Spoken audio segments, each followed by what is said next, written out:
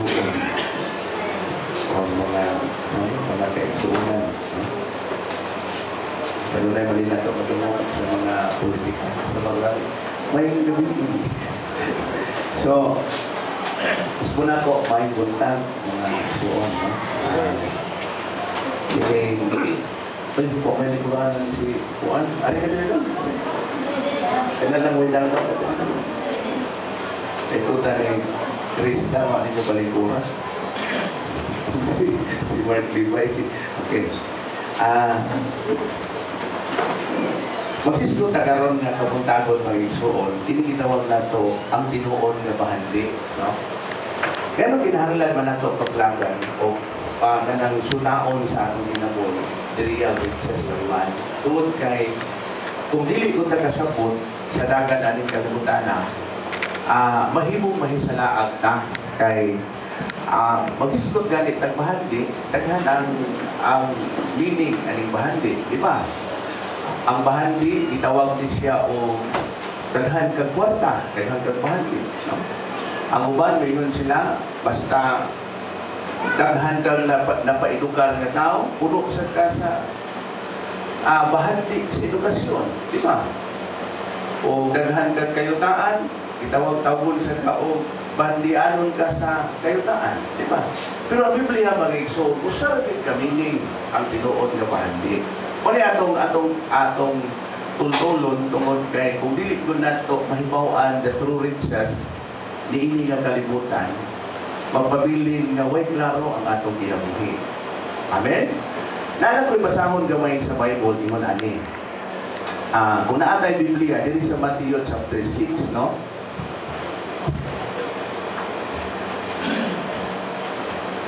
Isa may nakatultol sa Matthew, no?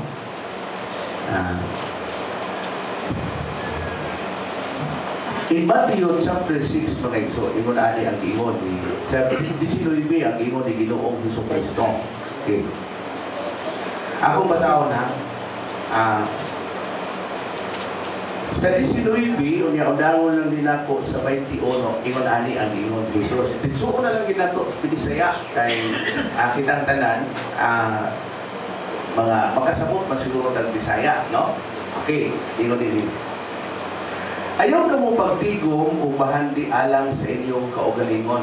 So, unsay ginadili ni Jesus? Ato pa, ayaw buhata. Ingat siya.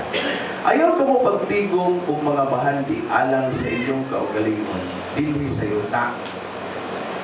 Kay maunsaman, kay tayan lamang kini ugkut-kuton sa anay o kawaton usap sa mga kawatan. Manay gingon din sa Biblia. Isumbayan ni Jesus.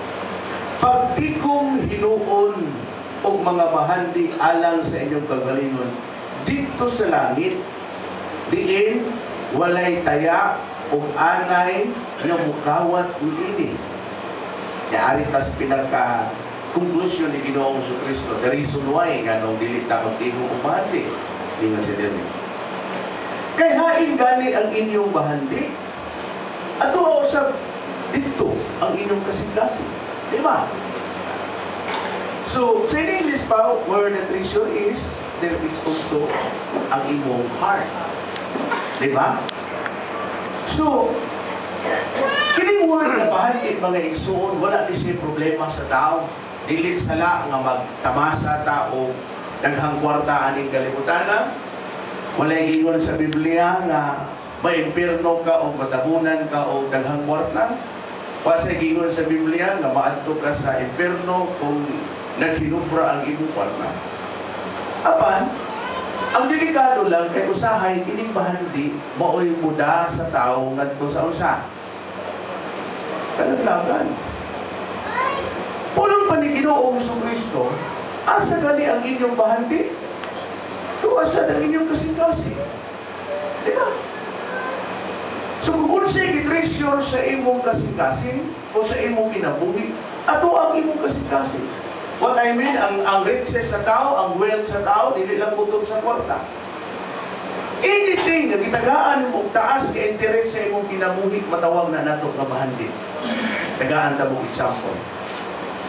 Para makumparar ninyo asa mo aning dali. Doon na istorya ako naman sa dinabasa sa internet. Doon ay amahan nga dato tayo. Pulong pa, dato siya sa naghang kwarta, naghang katigayunan. Nasa ka usa ka kaugalingong anak, bugtong anak. One time, gidaan niya ang iyang anak na usa ka lugar nga ang namuyo, pulos pobre. Kaya usa ka village nga ang mga tao nagpuyo, pulos pobre ba? Daan niya iyang anak, siya doon, puyong ta, kay tudluan ta ka og leksyon, ingon sa ang anak na, asa man ta dati, amo adto ta usa ka lugar aron tudluan ta ka og nindot nga leksyon. Sa dato ang iyang anak, sakay sila sa nindot nilang sakyanan, ang amang sa dato ko, ang amang sa pagkariton. Di ba? So, nagsdasa lang. Pag-abot nila sa usa ka village, ang nagpuyo pa, ang pulos pobre, ginan sa amahan ang anak. Doon, isuroy tagaanin dapit taon niya. Paniti ang mga tao nga nagpuyo din. Ni after anak, question nung taka, kung seleksyon niya mo makuha. Asa siya kita? Dito sa lugar na diin mga tao. Duhagad lang nilang suri-suroy. Balik na sila. Inunday kamahan. Surod sa auto. Do, magsugod ko o pangutanan nimo. Isuroy ka mangga sa usa ka lugar na diin nagpuyo pulos mga tao ng mga pobre. Unsa may leksyon nga imong makuha? Nanay ko si Isabel. Siya, tudloy ko. Unsa nga leksyon na imong makuha ditong lapita sa lugar nga diin gidata ka? Inunday anak. Ako dati, imo man gitong gida dito, aron tudloan og leksyon. Ingon ani ang leksyon na akong nakuha. Sa atong balay, doon natay usa ka iro. Pero sila, tagupat ang ilang iro. O, di ba? O, yun anak. Kunya, sa atong balay dati, naatay mga lindot na suga, mga lantern, mga imported. Pero sila, sila'y bituon, sila'y puwan. I-differentiate sa, kaya gusto man samahan nga matudluan sila o mga leksyon. Di ba? Iyon na sila ang gusto naman. Sa atong balay, mamalita o pagkaon. Pero sila, pagwaon ra nila sa ilang mga tanong. Di ba? Naku, ako rin ito. O niya, ingon sa ang bata nga, sa atong balay, ang atong mga libro, puros encyclopedia ng mga mahalon. Apan sila, Biblia na. Di ba? Iyan ikuan, di ba? Yan, bago ka dali sa atong balay, ang atong balay, puros paril ang nagpalipot para maproteksyonan na. Pero sila wala anak, kaya naa sila yung mga higala ng proteksyon nila. Karon, hingiyon dahil ng anak. Surtihan ka, dati, kung sa eleksyon na akong nakuha, sa pagsuroy na ito akong nakita, ang anak. Dinhi pa kong kahibaw nga, pero tigiday na itong pobriha. O di mga anak? Katong lugar nga atong gi-ato mo'y dato kayo. Napamamo diha. So ano man, nasubo ang amahan. Kaya nagtuo siya nga maliksyo niya ang iyang anak sa kapumpulis nga nakita. Pero baliman ang tanaw sa bata. Di ba? Nagwa ko rin para sa usa ka patanon ang tinuod nga hamugaway, kaya wala yung problema. Di ba? Una-una sa bata kita, nagpuyot ang indot sa balay, pero mahal mata mo gawas. Sila nakatun sa dili nga nindot sa balay, pero libre man ang ilang kinabuhi. Di ba? Nga naman, tungod kay naay Diyos. Ako ilang buong kasulti, kasi nga, ako amigo ng pastor. Ako siya kiingnan. Yung sabi mo paguna-kuna, mga pastor, manunta ka, ito ko sa ila. Iniguman o simba, tawag ko niya ang iyang mga anak. Berapupat o 5 ni iyang anak. Dali mo na eh! Yan. Kaya dako lagi ang ilang simbahan, ang abot ang iyang mga libro, dito na ay mga libro siya, mga negosyante, naportahan. Ingno na niya mga anak. Sumo na yun, ipunya ang iyang kwarta. Dahil dong, ulit kinabuhis, pastor dong. O sige, ihapong kwarta. Human sa simbahan. Human na. Gusto niyang tudluan ang iyang mga anak na diha sa presensya sa Diyos na ang hamugawin, pati mo na. Amen? O may tao ng kapita. Ganun man, kayang bahandi aning kalibutan na, dili lang kutob sa kwarta. Ang kwarta, mahurot mo na. Amen? Ang bahandi, kaya man ang kawaton, pwede ka kang patyon, para kawang kang kwarta. Di ba? Ato kas probinsya, nayon sa anak ko kakailan ka ni atos probinsya, nahalinan o daghang baka, nang hampong kwarta, puno na niya kong kwarta. Pagkagabi, gitulis, patay. Di ba? So what I mean is this, wala may problema na naatay kwarta. O ay problema kung naatay bahandi. Pero ang bahandi, aning kalibutan na never nga makahatag o kasiguruhan sa atong kinabuhi. Di ba? Nakuha koneksyon? Whatever things we possess in this world, hindi ka makagarantiyan na ito. Di tapos yung mga hambog nga, ay akong cellphone, mahalon, o sintang nini, kay madunggan yung tulisan, maura na yung paghatag ni mo kamatayon. Karon masiguro ba na ito ang ato ang bahandi? Di ba? Karon gihisgutan ni Ginoong Kristo. Ayaw mo pagtigong. Dili dautan nga naay kwarta. Dili dautan nga naay bahandi. Abaningon si Ginoong Kristo. Pero kung ang inyong kasing-kasing naa sa inyong bahandi, nan delikado ang imong kinabuhi. Amen. Gano man, ningon si Ginoong Kristo sa atong gibasa diri. Kay hain ang imong bahandi, tuwa ang imong kasing-kasing. Karon, pag-isgot ang bahandi, mga iso. Talagang sa mga tao nga dato aning kalibutan na. Pero kaya pa nilang paliton ang buwan. Sinusyutan, in seconds, sa segundo lang. Minilyo na ang wabot na konta sa iyang mga kamot tungkol sa kadaghan siyang negosyo. Pero ningon ba sinusyutan nga paliton niya ang buwan mo na? Di ba?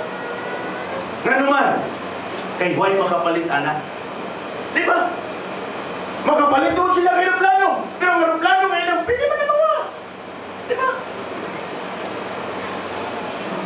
So kung dato o kung treasure mga niya itong hisgutan, wala nyo kalupig si Ginoo ko. Di ba? Nakuha ko niya yung soon, o siguro makalupig sa Diyos. Amen? Pili ang Ginoo, dili mo gamit ang kwarta, muabot ang kwan, manalangin. Di ba? Si Ginoo Kristo, gibugal-bugalan sa mga taong dato, ganiadto sa office, sa iyang kapanahonan. Kinsa man si Jesus ka maminaw ta niya? Pobre man na, anak man na o panday. Kinsa man siya tawahan niya nga maminaw ta niya?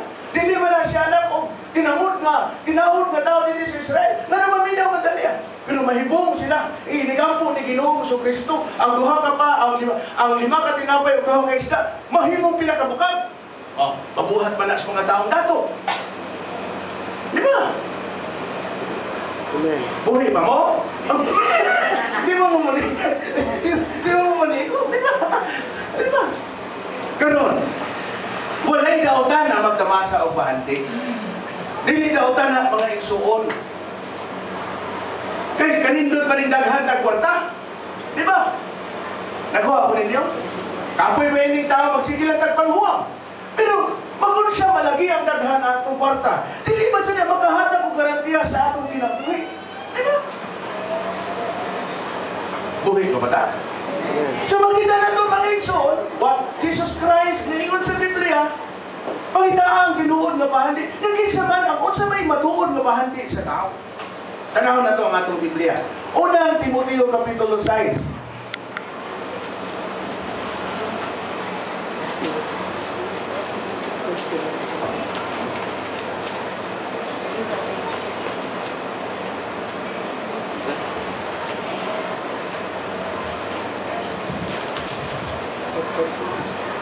Nakita ninyo mga igsoon? Magsugod ta sa unang Timoteo Kapitulo 6. Versikulo 17. Okay, atong basahon mga igsoon. Binbiton ko na lang na akong Biblia. Sabi pa lang, di ko pa mamabasa. Okay, lingon na rin. 17 na magsugod. Unang Timoteo Kapitulo 6, versikulo 17. Palimangnoy ang mga dato nga dili sila mapahitas o. Kasi gingon nito mga dato, mga kwartahan nga mga tao sa Dios. O sa, palimangnoy ang mga dato nga dili sila magpapahitas o dili magsalig sa bahandik kung dili sa Dios. Pero sa pagod sa kadagan sa atong bahandik, dito pwede mo salig ka na. Kung naanatas Ginoo o sa retong saligan, ha? Paimangnoy ang mga dato nga dili sila magpapahitason kung dili magsalig sa bahandi kung dili sa Dios. Kaya ang bahandi dili makahatag o unsa kasiguruan. Ang bahandi dili makahatag o kasiguruan apan ang Dios sa walay sukod naghatag kanato sa tanan aron kita malipay. Ang bahandi di ba makalipay? Makahatag mo ng kasakit sa tao. Apan ang bahandi sa Dios kung siya maghatag o kalipay sa 18. Sundi sila sa pagbuhat o maayo o sa pagpadato diha sa mga maayong pinuhatan sa pagka mahinatagon o sa pagtabang sa uban. Diining paagiha makatigom sila o bahandi nga mahimo nilang lig-on nga sugaranan alang sa umaabot ug maangko nila ang ginabuhing matuod. Diba? So, ningon si San Pablo, ang bahandi hindi makahatag og kasiguruan sa tao. Dili sa iyo panaatay bahandi. Usa sa pinakadato sa tibuok kalibutan nga tao sa Dios kinsa man? Si Haring Solomon. Bisan pag igumon sa tanang dato din sa tibuok kalibutan ng ilang bahandi. Pero according sa Bible, dili sila makalubig sa bahandi ni Solomon. Di magkanag binarko ang ulawan. Di ba? Ano sa may gingon ni Haring Solomon sa iyang kinabuhi? Ang tanan kawang lang. Bisan pag magkaman sa tao mga maayong putang aning kalibutan na apan kung mahilayo ka sa Dios, kawang lang na. Kay walay bahandi nga piling mada sa tao. Ani nga kalibutan na. So kutob na diha. So niya may bahandi nga pili natong sandigan. O saman, ang pagkabahandi anon sa mga maayong buhat na gikan sa Dios. Kini man ni mailo. Di ba? Ang imong pagkamatarong gikan sa pagkamatarong sa Dios, dili man ni makuha sa uban. Wala kung nahamang kayo ni dato ani kalibutan na ayaw sila kasinay. Di ba? Ayaw sila daon ta. Dato na tungkol kinangawa. Ayaw. Ano man? At hindi man na nila ba na? O may gingon sa Biblia, o dato ka dili ka mamatay? Di ba? Paghatag pagali daw kasubanan sa mga taong dato ano man? Kadaghan sa mga taong nangamatay nga dato sila, nagbilin sila katigayunan sila mga anak. Unsa may nahitabo? Kamay ng diferensya sa mga katigayunan nga ilang gibilin sila mga anak, nagbatay na. Nagdiferensya lang o. Kadaghan na nahitabo. Sa kamotes ganit ay nahitabo na. Ang bahin sa pikas igsuon, gibayan sa usa ka igsuon, nasuko ang umangkon, tungod kay di man mo patuong uyuan. Ako'y haon na ni. Ganun na magbahin ko nga mo. Nadili naman to yung bahin. Iadto sa anak, asa umangkon, ipatay. Oh. Kabay na kayong diferensya. Di ba? Nakuha ko nagsuon. Dahil mga tao, managsuon, diferensya lang. O sa kadangaw, sa plalang silang yuta. O sa manitabo. Ang patay. Ganun man. It means that the treasure in this world, dili makahanda mo kasi karuhan sa tao. Wala niyo si Ginoong Kristo. Pag di ko mo ba, hindi nga tuwas langit, eh dili na manunod o dili na mainog sa tao. Kaya kung asa ang inyong bahandi, tuwang inyong kasikasik. Nagkaroon kung ang inyong bahandi mo ang Diyos, tuwang inyong kasikasik sa Diyos. Amen. Amen. Amen. Pabila ng mga tao, di takabaso na ning ubang Kristiyano, nga usahay unan upang ilang pagtuo sa Diyos, tunod kay nagpamatuod ka, wag hindi lang itreso, kung saan Ginoo silang ginabuhi. Di takabaso nila. Mingon ang Ginoo, nagaya lang kung inyong usa ka adlaw sa usa ka semana. Ingon si San Pablo, Ayaw ninyong iniglek ang panagtigom sa kausalan sa usa ka semana. Kay kini makahatag ninyong encouragement, makahatag ninyo og kalig-on sa inyong mga Kristiyano. Kausalan sa usa ka semana, ningon si San Pablo sa Hebrew 10:25. Ayaw ninyo iniglek, forsake not the assemblies. Bisan kausalan. Pero siya nahitabo sa uban, tungod kay panawagan sa ilang panginahanglanon. Buhian nila ang ilang pagtungo sa Dios, kaya ito sila sa kalibutan. Anya ang kalibutan, ang bahagi sa kalibutan, muhatag maninato o kagulanan. Amen. Pag tinakong gingon na ito, ang Merkulis sa among midweek, nga ang Diyos wa man ni mawala, pero nga nung gingon man ang Ginoo pangita ako ninyo, wa man ni mawala ang Diyos, pero maninti man ang Ginoo, pero kinahanglan pangitaon na ito ang Diyos, kaya sa hay matapunan naman ang Ginoo. Amen. Kita mo atong namin na ibalita sa Manila na upat ka nanguy-kuy o basura sa landfill sa A. Rodriguez dito sa Rizal na ay nag-blasting ato, nagpabuto sa ilang pagpabuto, nauyog ang yuta. Ang nahitabo mga eksoon, pagkauyog sa yuta, natabunan yung tao doon ang muha o basura. Nakita naman pero na, baho na. So nawa sila, ipangita sila sa mga rescuer, pero diyan na sila nawa. O sa may nakapawagtang nila kay natapunan. Ang Diyos di mawa, pero kinahanglan ng pagkitaon nga naman, kay ang Diyos matapunan man eh. O sa may nagkataon sa Ginoo. Ha? Ang atong kabisi sa kalibutan. Ang atong mga kabalaka, ang atong mga panginahanglanon. Instead nga, unaon na ito ang Diyos, nauwahin na ang Ginoo. O namahaw na tagpanguy-kuy asang Ginoo. Diba? Ayaw kuy-kuya ang Ginoo. Kaya ang Ginoo permanente na. Ang butang atong ipanginahanglan, idugang na sa Diyos sa atong ginabuhi. So treasure in this world, di na makahatag og kasiguruan. Sa ako nang gingon, nag-aanda na mong istorya ganyan nindot gaya, di ba sakto ang bata? Di ba? Amen. Kitagaan na ta og istorya nindot kaayo. Napahiya ang amahan. Ano man? Kaya diha niya nakita nga bisan pobre sila, pero hamugaway ang ilang pagpuyo tungod kay naay Dios ang ilahang ginawa. Amen. Kung ito na nga, gusto tang mupuyo o langit, o siya, buhaton. Hindi pa lang sa kalibutan, Mag-practice na. mag-practice na ta. Pero nabita sa kapastor ko, tinuod na istorya ha. So, pagpastor ko sa istorya na nagdampo siya kamatay. So, pag namatay siya, kuno niya, isuroy ko, pag-abot ko, dampo na niya, pag di tinuod ng dampo, isuroy ko na siya sa anghel. Primero dito sa impierno, ikadawa dito sa langit. Karon, gida sa impierno. Dito ko sa impierno, na siya nakita na taas kaayong lamisa. Yung puno sa lamian, puno kaayong pagkaon. Pero ang problema, ang mga tao tuwa dito sa lamisa na taas, punos daot. Karapang skin and bones na lang ba? Kasi daw ka na, panit na lang kung pumunod. Puno daot nga. Nagaan man utang pagkaon. Sila katubangan. Ang problema di ay kaya ilang kutsara dito pala. Pala. So, iligungit. Usaylo lang. Kaya pala. Karong gidana sa puno siya, katos langit. Bawal siya kaya pong sistema ha. Na ako na'y lamig sa nataas kayo, pero di mong nasa ito ng klase ng pagkaon, tapok pa ng mga tao. Kaya kutsara pala lang gihapon. Kaya kuha na dito, instead ka muhugit siya, at tuhimod ka doon, pikas. Di ba? Mahimo niyo. Ako na. Hindi man na ilo. So mo ni mga tao. Mo ni makita na ito. Kita mga Kristiyano, atong kuhuan, nga ang Diyos na anato. Amen. Dili ta mag-agap sa bahandi.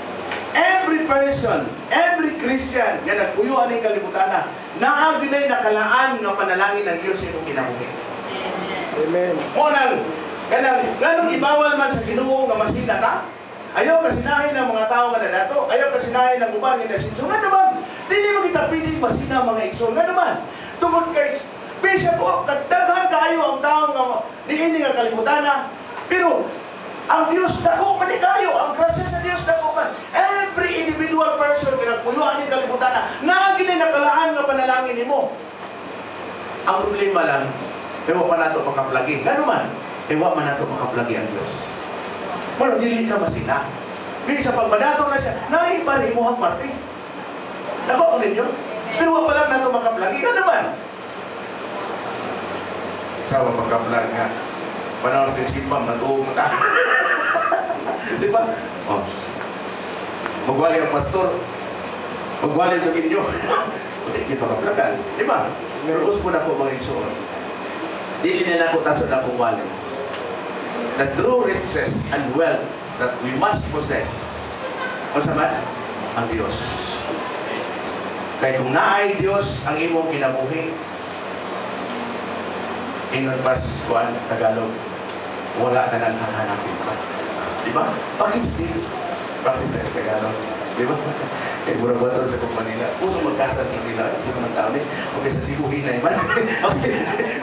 Sa bagay, o pamumugarte, kutsindahan niyo, sa pamumuglaong. Ang tao, bintras na ginawa, mata ang paglaong. Okay? Ay, kabala ka sa. Okay, so, kung ano ito mga igsoon, nga, ang trisura ni kalimutan na diligid pwedeng saligan sa hapon. Manangingon ni San Pablo, ingna ang mga dato, nakauban ni Timoteo, sa ilang pagkabahandianon, dili sila mahimong arugante na pagkatao. O dili magpadato sila sa maayong gawin sa ilang pinabuhi. Kaya mamatay taning kalimutanan, yabot taning kalimutanan, naway dala, mamatay sa tao. Wala sa'y madala. Amen. Nakuha ko ninyo. Dahil sa kadato, nga namatay siya, pagkamatay niya, nalugod siya sa iyang mga anak. Siya mamatay gani ko doon, imunani ka lugod ng akong ipabuhat. Ipagawas ang akong luha kakamot. Puslutin, kilit, ipagawas ang luha ko kakamot. Di, mga sige buhat mga anak. Pagkamatay sila ang mahal, kaya dato pa kayo. Ipuslutan ang lungon, ipagawas ang luha kakamot. Pero yung tawag yung planong dilumpan. Siyempre, nahibuong ang mga nagbilang. Nag-uod, doon sa man nagproblemahan ang pagawas ng nindong kamot sa inyong amahan. At huwag pa kung mamatay si Papa, nahibaw na siya, ang busit. Kaya dato mami, ang bisita niya, mga dato, kasat, mo na, o pobre ang mamatay, pobre sa imong bilang, di ba? O pobre ka, dato kayo mamatay, dato sa dato sa kaghatag. Pobre sa pungkosat, pero sige na lang. Okay.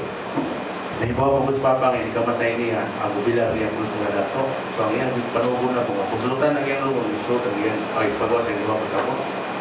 Kaya, palungsilimong ko siya, o, ilong.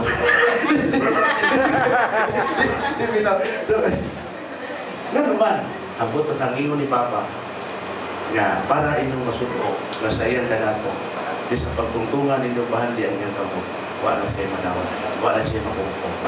Ano man, kaya ang bahandi, kunubra aning kalimutanan. Di ba? Di na pindi na ni mo mabaw. Pili kang ilubong, silinaan ka o hindot ka siginas, sa patusan kang bulawan, apan kawaton na sa mga nagbantay ng tinilo. Di ba? Ay, uyo aliminso dito sa Batangas, ang ipon pulos gold. Ang uro ba? Pagkamatay, ilubong. Pag humaglubong, pagkauma, puslok na ang patyon. Dapat sa ikuot ang pustisong uro. Wala, ang pustiso gani mo, may panglugod na lang, may bawat. Di ba? Asbestos. Pero may kawat. Kung wala'y punta ang mapabilit na ng kalibutanan. Amen? Mawag tayong tanan. Pero kung ba ito sabon, aba na nagsalig, kung ang Diyos mo imong ibahandi sa imong kinabuhi, di mawa. Amen? Madali na ito mato sa langit, kung mo pinimbinsa sa atong kinabuhi, na makabaton kitang kinabuhi ngayon. Amen! Amen! Nagpasalamat kami kanimo Ginoo tungod sa imong kaayo, sa